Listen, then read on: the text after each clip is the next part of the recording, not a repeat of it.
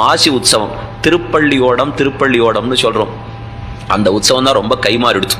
ஒரு சொத்து இருந்ததுன்னா இந்த சொத்தை இவருக்கு விற்போம், சொத்தை அவருக்கு விற்போம், அது மாத்தி மாத்தி மாத்தி கடைசியில இந்த சொத்து யாருதுன்னே தெரியாதுங்கிற அளவுக்கு போய் முடிஞ்சிடும். அதை போல ஒரு உற்சவம் தான் இந்த மாசி உற்சவம். அந்த ஆடி பெருக்கு சொல்றமே 18ஆம் பெருக்கு, 18ஆம் பெருக்கு அன்னைக்கு தான் நடந்துருந்தது. காவிரியிலேயே திருப்பள்ளியோடம் பெருமானுக்கு. அப்ப கூரநாராயணஜியர் இந்த திவ்யதேசத்திலே எழுந்தருளி இருந்த காலம். அவர் கொஞ்சம் தள்ளி இருந்தார். ஆனா அந்த காவிரியில ரொம்ப பிரவாகம் அதிகமாக போக அந்த சுவாமியைத்தான் பிரார்த்தித்தார். அந்த சுவாமி இந்த திவ்யதேசத்துக்கு கொண்ட பெருமை கூரத்தாழ்வானுடைய தர்மபத்னியாரையே சாரும். அவள் தான் சொல்லி கூரநாராயணஜியர் இங்க அழிச்சுன்னு வந்தார்.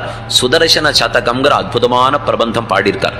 இந்த பெருமாள் திருப்பள்ளியோட உற்சவம் கண்டோர் இருந்தார். போயிட்டே இருக்கிறச்சே யாரோ சில பேர் அன்னிலிருந்தே இந்த பெருமாளுடைய சக்தியை குறைக்க நிறைய பேர் முயற்சி எடுத்துட்டே இருப்பா. அது எந்த ரூபத்துல வரும்னு நமக்கு தெரியாது. இது அன்னைக்கு நடந்திருக்கு. திருப்பள்ளியோட அடிச்சுன்னு போக ஆரம்பிச்சு கொடுத்தா ஆத்து வெள்ளத்திலே சுவாமி பார்த்தார். கூரநாராயணஜியர் கையில பவித்திரம் சாத்தின்னு இருந்தார். அந்த பவித்திரத்தை பிடித்து திருப்பினார். இதை திருப்பின தந்திர சக்தி ஓடம் திரும்பித்து பெருமானுடைய தெப்பன் திரும்ப மறுபடியும் நிலைக்கு வந்ததுன்னு சொல்லுவார்கள். அவ்வளவு சக்தி வாய்ந்தவர் கூரநாராயணஜியர். அந்த கூரநாராயணஜியர் காலத்திலே இந்த உற்சவம் எப்ப நடந்தது? ஆடிப்பெருக்கு அன்னைக்கு. அதுக்கப்புறம் அது மாறித்து ஒரு 1250 1275 சடையவர்மன் என்கிற ராஜா ஆடு வந்தான்.